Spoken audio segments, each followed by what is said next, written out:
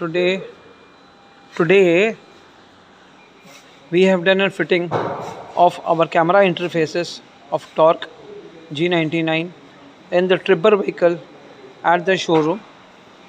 The fitting has been done in an appropriate way is to avoid any cutting, stitching or taping of the vehicle's original wires, and adding all male to female couplers of both our systems and the vehicle's systems is to avoid any leakage of battery supply or any damage to the original wires of the vehicle.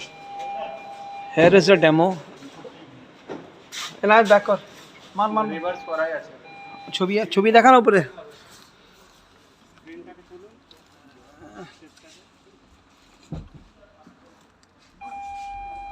তুই আগে আয় একটু ক্যামেরার কাছে আয় তাড়াতাড়ি আয় ক্যামেরার কাছে যা ছবি দেখা নিজের Here is a live demo of the reverse camera interface of Torque. Thank you.